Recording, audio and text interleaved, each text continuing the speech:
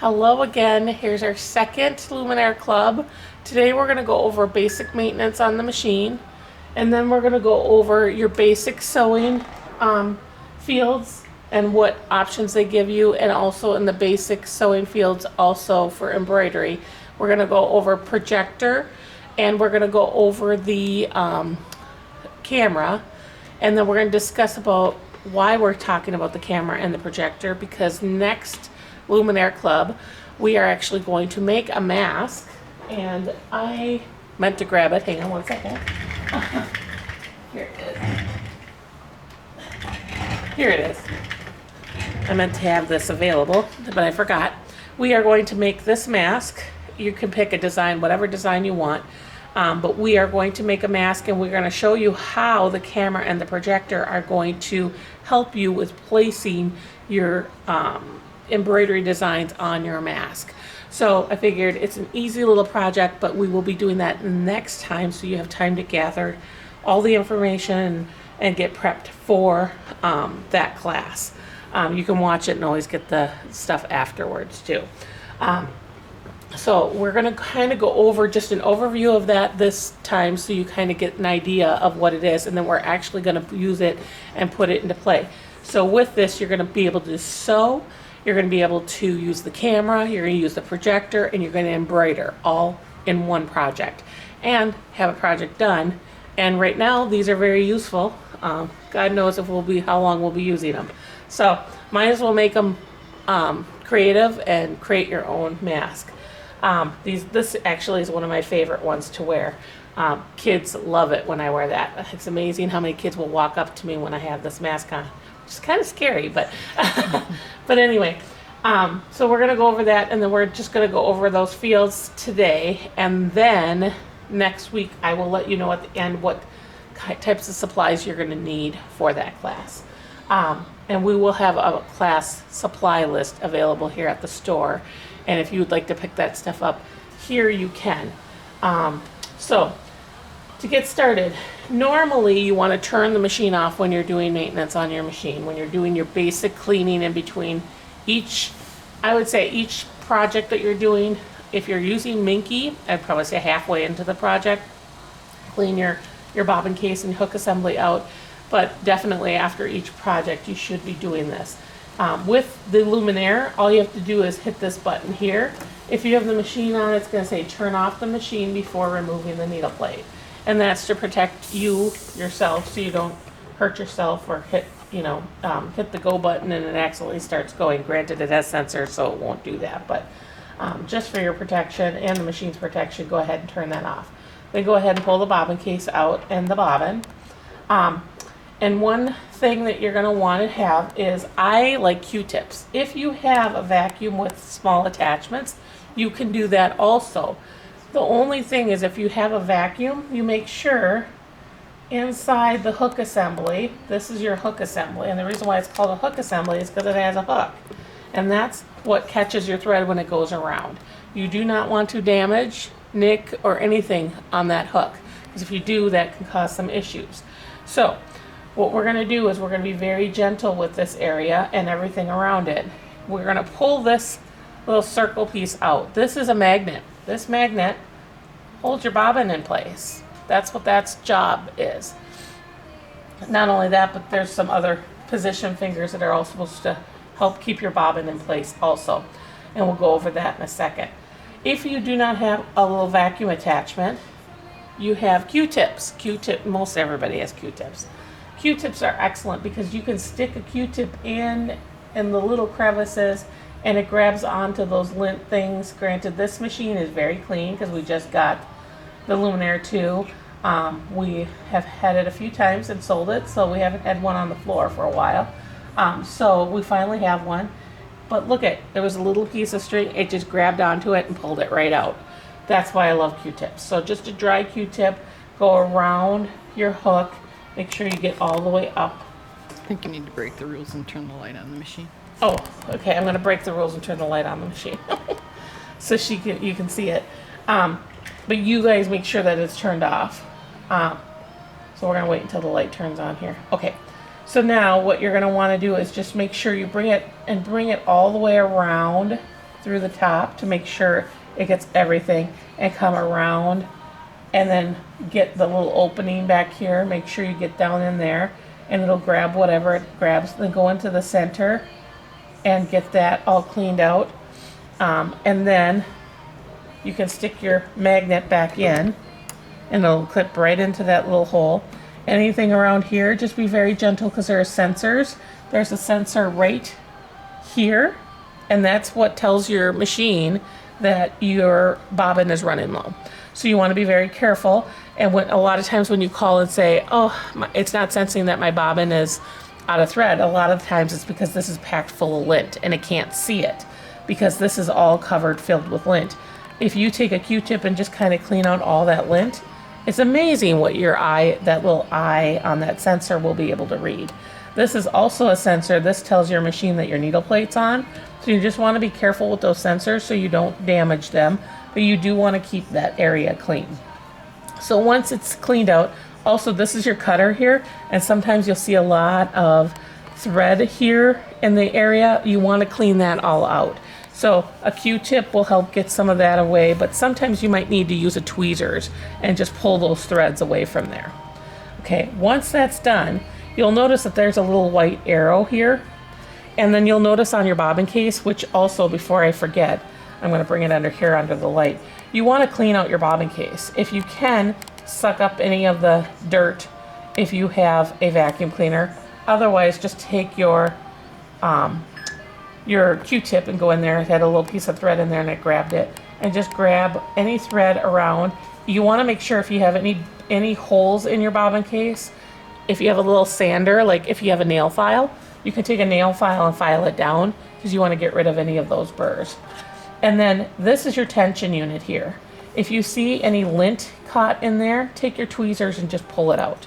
And usually you can go in from the center here. And if you see anything caught in there, just kind of take part of your tweezers or you take your nail and just kind of move it out so that you get that all cleaned up. And just make sure everything's just cleaned out of your hook or your bobbin case. Once that's good to go, you'll notice on your bobbin case you have a little white arrow, and you'll notice a white arrow here. You want to make sure this little lint piece is up towards the top, and this is important. This is just helps guide the thread when you're done and it's using the cutter. You want to have that piece of felt there. Don't think it's lint and you need to get rid of it. You need to have this. It helps kind of guide the thread where it needs to go so that the cutter can cut. So you want to have that at the top, and then you're going to bring that over. Now this arrow is pointing towards this opening here. So that's what you want to have that white arrow pointing towards. If you look here, there's a white dot. That's where this little white arrow on your bobbin case is going to line up, is right where that dot is. You want to make sure that you have a little crevice on the top of your hook. That's where your bobbin case is going to sit. So it's going to sit on there and float like a cloud on there. So sometimes it might be a little awkward to get it in. And if you have it off like that, that's not going to work because it's not in the right area. When you turn the wheel towards you always, it's just not going to lay. It's going to start moving. You don't want that.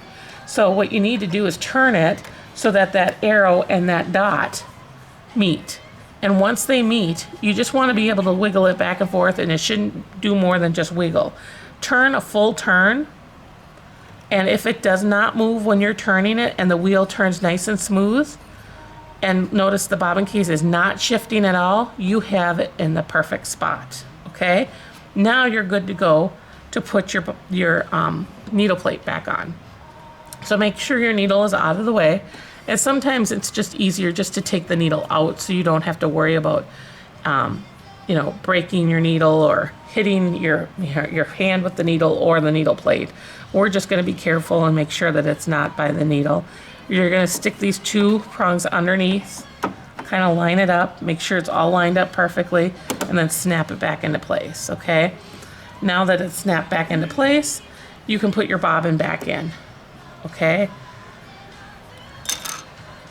So you're gonna lay it down, and then what I do, and I try to tell everybody when they come in for their lesson, when you thread the bobbin, you wanna make sure you hold the bobbin down and then bring it through and kind of think of it as flossing your teeth. You wanna make sure it gets in that tension disc in between those two metal pieces, so those are your tension discs. And you want to make sure it's in there, and then bring it around. You should feel tension on there. If you don't, then rethread it, and then cut it off. But you should have good tension on there. And then one thing, I don't know that I talked about the last time we were in the class, but most of you know there's a lot of sensors in your machine. You have a sensor in your machine here that tells the machine if you are become unthreaded. And a lot of times I get texts or phone calls where they're saying, my thread it's threaded, it's stitching great, but it will keep every 5 seconds, it tells me to rethread because it's come unthreaded. If you are just pulling your spool out and you have a frayed thread, there's a little wire in here that you thread every time you thread the machine that tells the machine that I'm stitching, that I have thread in the machine. And if you should have a frayed thread or have, you know, I don't know, anything gook on your thread, you're pulling all that back through your machine. That can break off in the tension discs, it can break off in your take-up lever, it can break off anywhere. It can also grab that little wire and pull it out of place. So then when you go to thread it, the wire is no longer where it needs to be. So what you want to do is always a good rule of thumb for every machine, not just embroidery machines, not just a top of the line machine, but you want to clip it at the top and you want to pull the thread down. So pull it out of your needle normally and pull it out. Yes, you are wasting some thread. However, in the long run, it's better health for your machine. So that is how you want to take your thread out. Now, if you do that, the top area of your machine will stay cleaner for a longer period of time. If by chance you forget, I do it too, and you do pull it through, and let's say you pull that needle threader out of place, do know you can go into your settings menu, and when you go into your settings menu, granted I gotta let it calibrate, when you go into your settings menu, give me a second.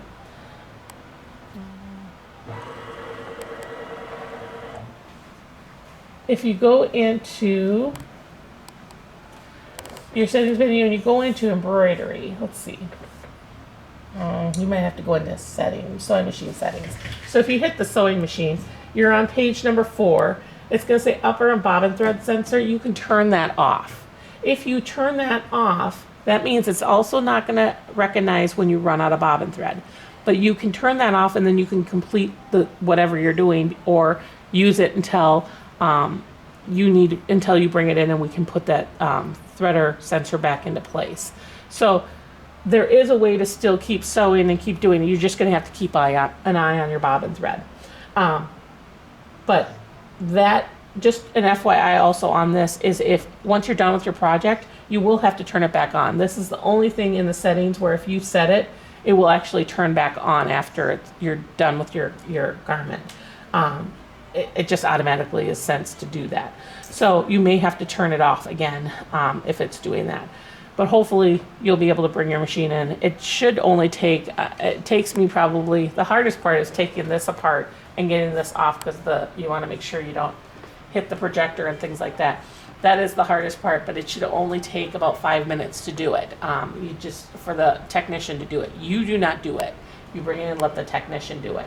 And it should only take them about 5 minutes. So it's an easy thing to do, but if you clip your thread, then you won't have that nightmare happen to you. Okay, so we went over basic maintenance that you do on the machine, and then we went over clipping the thread. Now what we're going to do is I want to go over sewing. When you go into sewing mode, you can keep the embroidery arm on. So we're going to talk about our different screens and what we have on the sewing screen. So if we look here from the top, you have these objects right here. You have, this is the projector. So if you turn this on, hit that button, the projector will turn on. But first, let's start with this. This is where you can see your stitch. You can change the colors if you want, but we have it set for straight stitch. If you want to view what your zigzag's gonna look, you can hit that button. That's what the zigzag will look like, okay? If you want to turn on the laser, you can turn the laser on also. Let me grab this in order for you to see it. We're gonna stick that in there so you can see. When you see the lasers up, what you'll notice is I'm gonna go to sub mode. I have it set for an angle. If I want just a straight line, I can set my straight line, and then I can see where my inch, I can set it for 1/4 inch, I can do all of that. If I wanna set a grid, I can do that also, so that I can see and I can do my quilting if I wanna quilt my own, make my own quilted fabric, I can do that. If I'm doing triangles, or if I'm doing diamonds, or if I'm doing mitered corners, which I just finished 2 quilts that had mitered corners.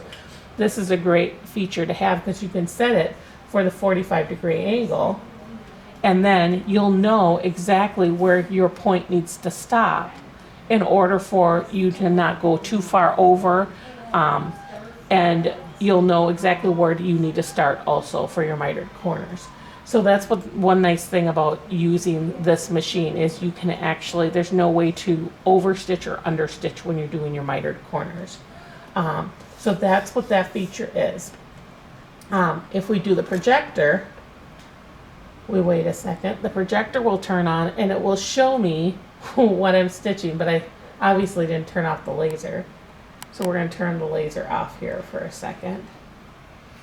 We're going to turn that off. Close. Okay, so now that I turn it off, the laser will go away. And you'll notice the red, it's hard to see on that. You can change the color of your stitch so that you can see it better, and it's amazing. The blue on blue actually shows up better on there. So if you have black or you have white and you're not seeing it very well, just change the color by hitting this button. And you can just hit it until you find the right color. Okay, so that's what the projector is. We're going to come back to the projector in a little bit and show you those features because we're going to use some of that when we make the mask next time. So we're going to go out of that for right now. We're just going to hit the projector and it'll go away. You have your basic utility stitches, and think of this as a little tablet. You just run it across and now you have all those little file folders in it. And then you have more. You can scroll down and you have even more. You can go into character decorative and you have even more files, and you can scroll over and you even have Disney files, which I love. And it shows you exactly what it's going to stitch out. It shows you the foot. So you know you need to have the end foot, which is the monogramming foot. You can set your parameters. You can set your lock. You can set your cutting mechanism. You can set for your needle for needles when you stop for the needle down or needle up. And you can set it so that it'll lift the presser foot up when you're done also. Your stitch width, your stitch length. Oops, I hit the clock, never mind. Which reminds me we have to readjust the clock. We'll do that in a second. So you have the width, the length, the right, left, shift. That's your, I believe that's your feeding system. And then your tension that you can adjust. Now, most of the Disney stitches, it will not let you adjust much. And then you have your memory. So you can always save any of that on your memory. Hi. So that's the options you have. You also have lettering and things like that. You can pull things up from your pocket. If you have anything saved, you can pull all of that up from your pocket. That's your memory. Anything that you've saved in your memory. And then you have your basic lettering so that you have in there. So let's go back. And we're going to go into here. Now this is your screen that's going to bring up your options for doing sewing. So for instance, if I pick a stitch, I'm going to pick a stitch over here. First, close that, now go in here. There, it's a little slow on me today. And let's just pick a star stitch. Okay, so if I don't want to have that many stars. I just want one. I can hit that button and it'll give me one stitch. If then I want to pick like this stitch, but I don't want to have all of it, I just want one. I can now pick this button here. I believe that's how I do it. And then I can pick, no. Okay. Okay. So I guess I can pick one. I think I have to go in character decorative, that's why. Never mind. So I have to go in here and then I can pick a stitch and I can hit this button here, and I just want to do a sequence, and now I want to go in here. See, now I can add whatever I want, and I can do different stitches. I can even do an alphabet if I want, because I'm doing a different sequence, as you can see. I can also mirror image it from this way to this way, and I can mirror image it from this way to this way. And it's only going to mirror image the last stitch I did. If I want to move it up, I think I have to delete it if I want to adjust this one, and then I can bring back the other one. So you can do a lot of that. See, I don't like that one. That stitch I don't like, but that one I like. So that one I can adjust it. So like I picked two of the same types of stitch, but I want to mirror image it to give it a different look. Look how I can do that. And then I can go ahead and hit, which one is that? That one again. And look at now it come up again. And I can mirror image it if I want to make it look different. I can do whatever I want to make it, but now you can make it kind of do a flow. And then you can save that stitch. So there's a lot of different options that you can do for editing in the screen. This is if you're using a twin needle, it's not bolded, and the reason why is because of the stitch that you've picked, you cannot use a twin needle. So you don't have that option. And then this, we're gonna go over, this is where those new stickers where you can set it so that the machine actually stops at a certain position where the sticker is. We will go over that one other day and focus just on that. This is Stitch Creator, so you can actually create your own stitches if you'd like. Let's see. So if we go back to Utility Stitch, and we've already gone over the memory and everything. Just trying to make sure that I got everything. Let's go over some of the different stitches. You have your buttonhole stitches, darning stitches, eyelet stitches. You have some down there.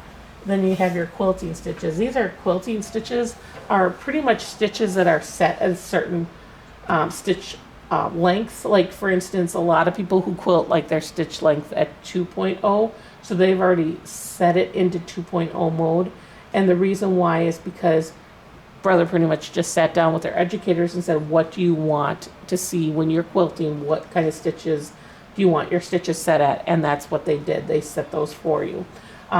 So you also have your applique. This is a blanket stitch that a lot of educators like, and a lot of people who quilt like, and they like their length at 2.5 and their width at 3.5. So that's why they set it at that point. That's what the quilting stitches are for. If you go into here, these are more basting type stitches. Let's see. And then if you go into number 5, I kind of jumped around there. You can actually sew in a perfect square or at a 45-degree angle, straight stitch or zigzag. And this is nice for when you're doing patches on your on a pant leg, and you don't want to have to cut a slit to put that patch on. You can actually sew in a perfect square without having to do that. And that's what this area is for. Because you do know your feed dogs not only feed front and back, but they feed left to right. And you'll notice that in some of your character decorative stitches, that if you pick some of these stitches like this, it's going to stitch left to right. That's why you want the monogramming foot, and you do need some interfacing or stabilizer under the fabric when you're stitching this. And the reason why is because it's moving left to right and front to back. You need to be able, it needs that stiffness to be able to move it back to forth. And I always starch. I use nice, good starch when I'm doing stuff like that too. So let's see, is there anything else I'm missing in the sewing field? I don't think so. If I am, we'll touch on it next time.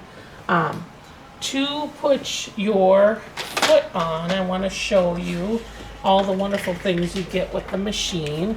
So you're gonna get this nice little tool. You got this nice little tool thing, and you've got lots of different feet. This is your ankle.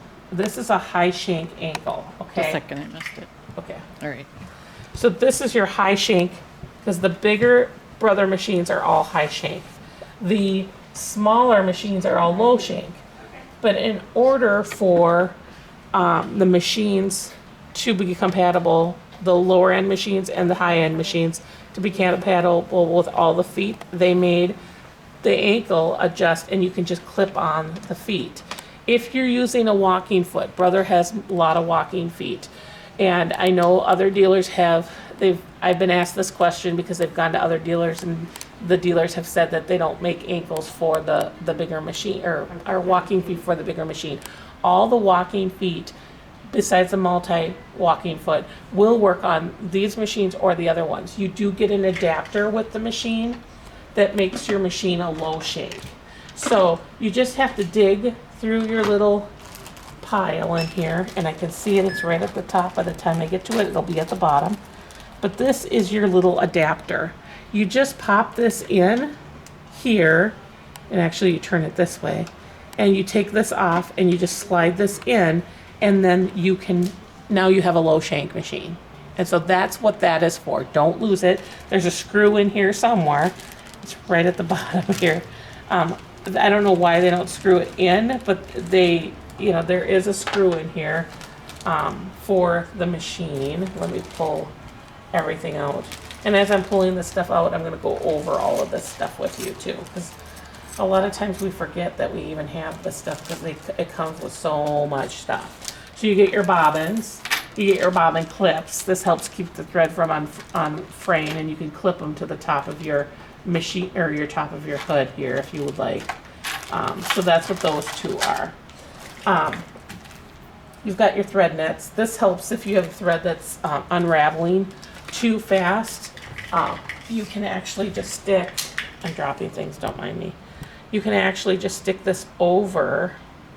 So you would bring the thread out like this, and you would just take the thread net and kind of think of, dressing your grandchild or your child. You just kind of stick your hand through there, bring it through, and then you can just grab the thread. It's usually easy, but not today. And you just bring it through and you stick it in there, and that helps so the thread does not unfray or come off the spool too fast, okay? Because sometimes that causes knotting if that happens. So that's what those are for. I know a lot of you probably have had these for years and never known why you have them, but that's what they're for. Whether you use them or not, because most of the spools are pretty good, they don't have that problem.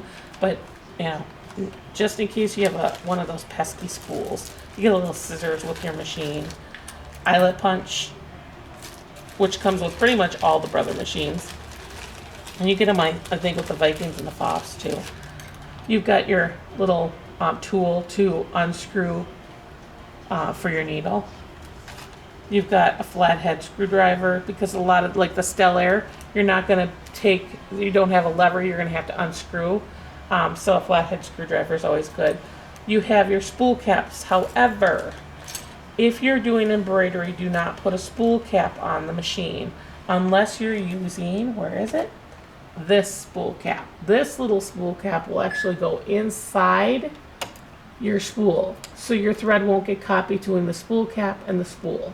So, because a lot of times you're sewing at such a fast pace that the thread on these spool caps will actually get caught between your spool cap and your spool, and it'll break your needle or it'll break your thread. And I get a lot of people coming in and going, I'm frustrated with my embroidery machine because I bring it to the tech and they keep saying there's nothing wrong with it, but it keeps breaking threads. The minute you take the spool cap off or you use this one, you won't have that problem, because that is key. I've been embroidering, I've had embroidery machines since the 2500D was out. My Quattro had 4 trillion stitches on it. And now I have the Stellaire, the Luminaire, and the Dream Machine. And I've never used a spool cap when I'm embroidering, and I never have the thread pop off. So you do not need spool caps. I find that they just hinder the project.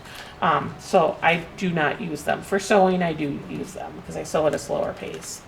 So here's the screw for your adapter. What I would suggest is just screw it in here so you don't lose it. And then just keep it in your bag.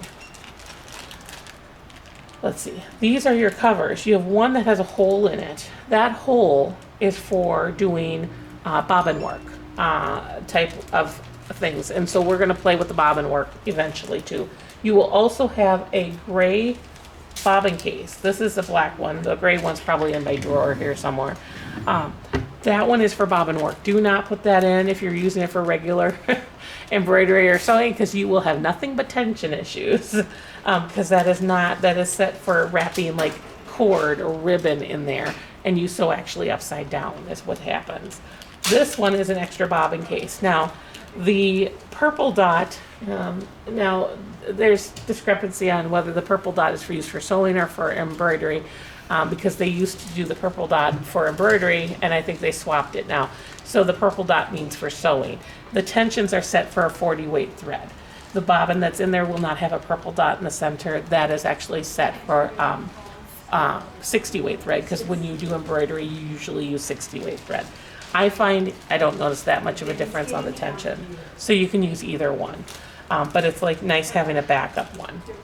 Now, one thing that people always ask me about after they've had this for years, or when they've purchased the wrong pre-wounds, and so the bobbins are lower in the machine than what they should be. If that's the case, you don't have to worry. You didn't, if you can't return them or whatever, I get it. You just pop this into the bottom of your bobbin, and it actually lifts your bobbin up, so you can actually use those bobbins. Show what that is. So that's what this is. Let me pull it out. Excuse my hands here.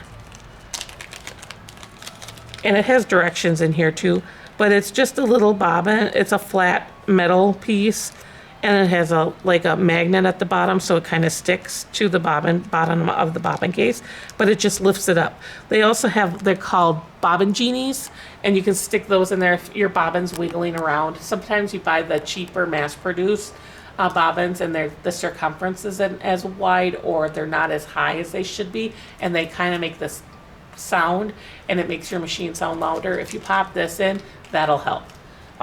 Or it'll skip a stitch every once in a while, and that will help solve that problem. So that's what that is. You get some extra needles. Granted, they never label the needles, so it's hard to figure out what they are. A straight stitch foot I find you don't need, because of the box feeding system. You really don't have to worry about it bird's nesting into the needle plate. And then you've got your little, this is for cleaning out your hook. However, I find Q-tips work a little bit better. This is the little marking pencil, just because, and a twin needle. And then you have this. A lot of people don't know what this is. It is an actual cover. When you're doing embroidery, if you should break a needle, let's say, and I get a lot of questions where people call me and say, oh, I broke a needle and it fell into my feed dogs and I don't want it to get stuck in my gears or stuff. This actually will solve some of that problem. If you do put this on when you're doing embroidery, it just pops. You just got to find the hole, line up the holes, and then line up you got to find the sweet spot. It's not always easy. So it goes right over your feeding system, and it leaves that hole opening. So all you have to worry about is when you're doing embroidery, it's going to cover your feed dogs, so you don't have to worry about your needle, if it breaks, falling into your feeding system. So it has less of a chance of falling in there. So what's nice about that is it's protecting your feed dogs. And a lot of people don't use this, but you should use this when you're doing embroidery. Also, if you should break a needle and it hits the needle plate, you get a burr on your needle plate, this will help protect your needle plate too, so from damage. So this is definitely something that is important that a lot of people don't use and don't know about. They actually use these a lot on the 10 needles and 6 needles. But it just helps protect your needle plate and helps, especially here, because your 10 needle, you don't have the gears underneath your needle plate. So you don't really need to protect them, but here you need to protect your feed dogs. So it is actually a nice tool to have. So I'm going to pop that back into there, and then we're going to go over this. This has a spot for a walking foot. There are 4 different walking feet that Brother have. They have a basic universal one. They have a wide monogramming one, more for doing a wider zigzag type thing. They have an open toe. So they have those 3, but then they came out now with a new one where it's a multi-tool, or a multi-foot bobbing, or a walking foot, excuse me. And what that is it has a wide foot for doing zigzags and things like that, but it also has an open toe. So you can take the foot off and put the open toe foot on if you'd like. And it's actually only an extra $10 more than what the open toe or the wider foot is. So it's actually worth it because you get 2 in 1. So if you are in the market for one, definitely let us know. We have them available. This is your free motion foot. This is also, these two are used for free motion and also doing some type of embroidery. So you have those options. You have your 1/4 inch with a guide that's in here. Tight, my hands don't work today. So it's in here, 1/4 inch foot with a guide. And then that just sits right on here. Nice and smooth. This is for your embroidery foot, so it sits right in. It's sometimes when you pull it out, you're like, oh, how does this go in? It has to go in here somewhere. The best way to see is it has a little opening here, and it just sits right in there like that, okay? And that's for your W foot. You have your stylus that fits in here perfectly, and then you have this handy dandy thing. If you don't have like 5 of these, you guys are nuts. I have one for every machine, and an extra one just in case I lose it. For the Stellaire people, you have to take the needle plate off to clean. This is perfect. If you put it in position 2, you can easily unscrew those screws to get your needle plate off. If you put it in position 1, you can now take your needle out. You can also take your ankle off. So when we put the ankle on here, like so, you can do it with your hand to get it to the point. And then now to tighten it, you can also tighten it, okay?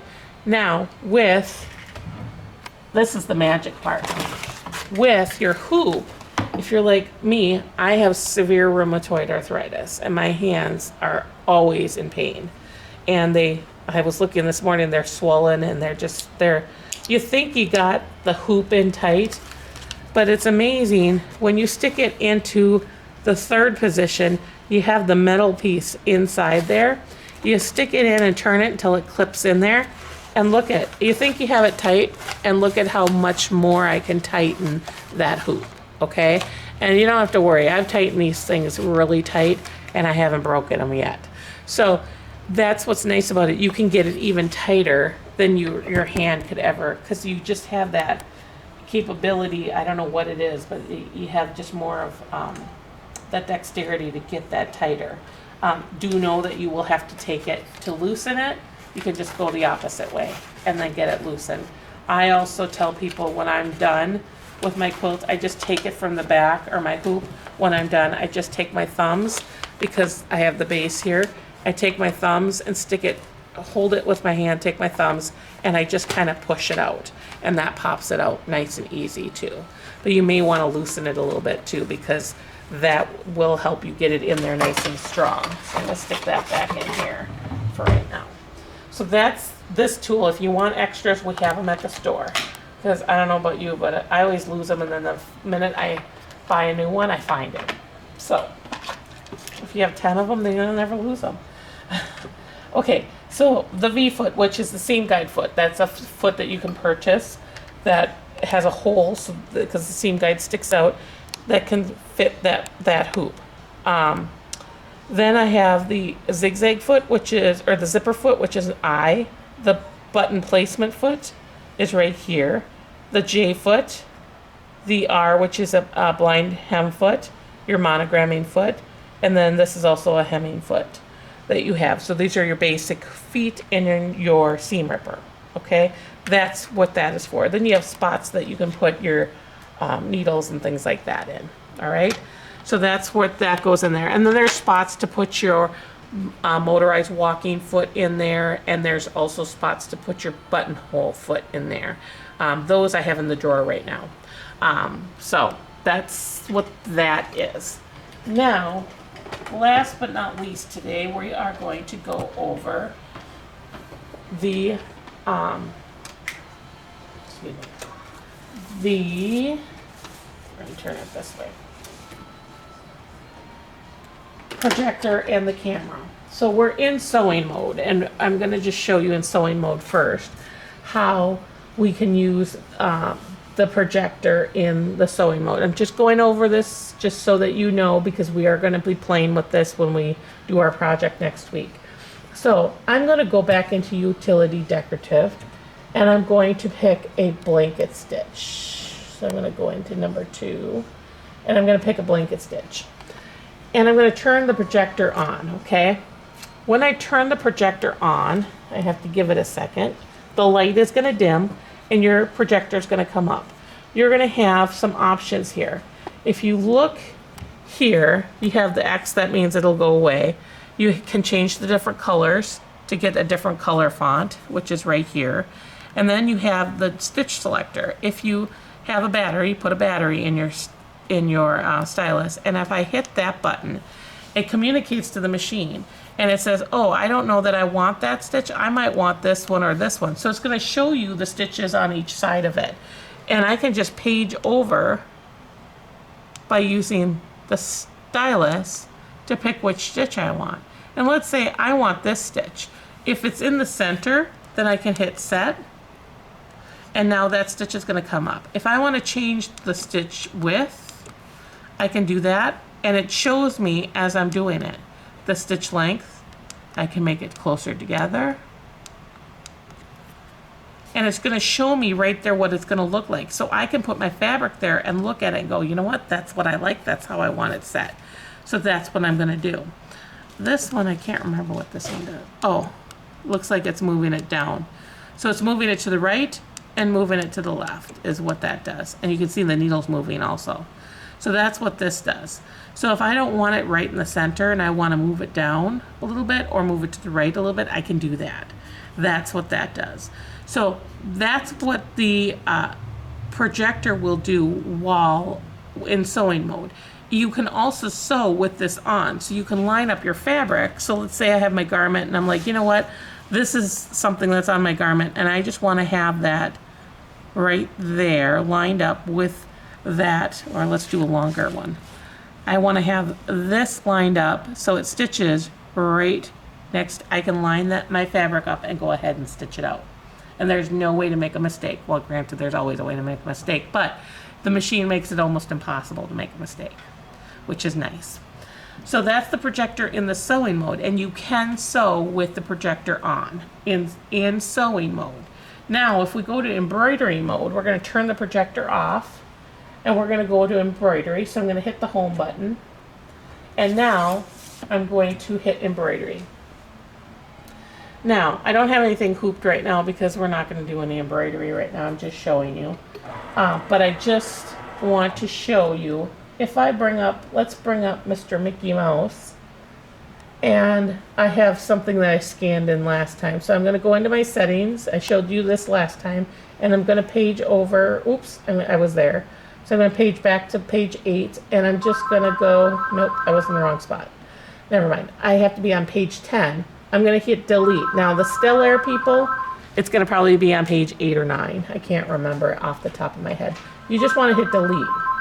Now, when I go out of there, that'll be gone, okay? So that, now the background is gone, and I can bring up Mr. Mickey Mouse and hit set. Now, what I'm going to do is you can, in Embroidery Edit, you can scan your fabric or scan your hoop or your mat, if you have the scanning mat in, and you can do all of that at this point. But I don't want to do that right now. I just want to see what it's going to look like. So I'm going to go into embroidery, and I'm going to turn the projector on, okay? And if I had a hoop in there, let's say this is my hoop, and I'm just like, okay, I want to see what it looks like in my hoop, and that's where it's going to be. Okay, there's Mickey Mouse and all his glory. Now, if it's a bigger design, so for instance, if I go back out, and I'm going to pick a bigger design, I'm going to go back to home, and I'm going to pick a Mickey Mouse that's bigger. Now he's huge. Now if I go to embroidery and I hit the projector, because at this point in embroidery you can scan your fabric or you can project it. you can do either or. You can do that in edit mode, you can do it in projector. You'll notice I only have his eyes, okay?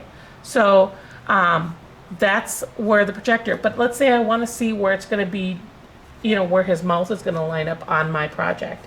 I can actually move that red square down and I can put it where I want to see, and it will actually move the hoop so that I can see where that mouth is going to line up. Now, the only thing about the projector in embroidery mode, you cannot stitch it with the projector on. It will turn it off when you're ready to stitch. And the reason for it is because there's really no reason to have the projector on when you're sewing. It's just for perfect placement to make sure you have it lined up perfectly. So if you're doing like those tile scenes from OESD, we have one on the wall up there. I did one in Wausau, I have the manger scene. I did all of that on one sheet where I brought up the 2 tile scenes, lined them up, and then once I stitched those out, I moved the fabric and then brought up the next 2 tile scenes and lined them up with my fabric. I scanned the fabric and then put those in place, and then I projected it to make sure that it lined up perfectly. So what we're going to do next week is we are going to actually make a mask, and I used the Creative Grids template to make my mask. And what I did was I'm going to ask you to have your mask cut out, and I don't care what template you use for your mask, but have it cut out. And then what we're going to do is we are actually going to, before we put the mask together, we're going to stitch out the design on our mask. So we're going to lay the mask down on some sticky stabilizer, and we are going to then use the camera, once we have it in the hoop, to scan it, and then we're going to bring up our design and we're going to put it, we're going to turn on the projector and we're going to move the design into place where we want it to line up. And then we're going to project it onto the mask to make sure we have it exactly where we want it. Once we do, we're going to stitch it out. And we're going to do that. If we pick 2 designs, we can do 2 designs. I'm probably going to pick out 2 designs so that you can see it twice. And then what you do is after you're done, you're going to sew it back together. But what we're going to do is we're going to do, instead of a straight stitch, we are actually going to use a decorative stitch on the top. And we are going to use the projector to sew your top stitch with a decorative stitch all the way around. Well, not all the way around on this one, it's just the top here that we have to do that. So, but it'll show you exactly how the projector works and the camera works. By doing something, a small little project like this is going to be a perfect way to use the camera and the projector. So what you need to do is have your mask template already cut out. You need your fabric for your mask. You need about a 9-inch piece, a 1/4 of a yard of fabric, and that'll probably do at least 2 masks for you. You'll want some interfacing for the inside part of your mask, and then I use some sticky stabilizer, tearaway stabilizer. Perfect Stick is what I usually use. And then you need some embroidery thread, obviously, and well, I already told you about the stabilizer.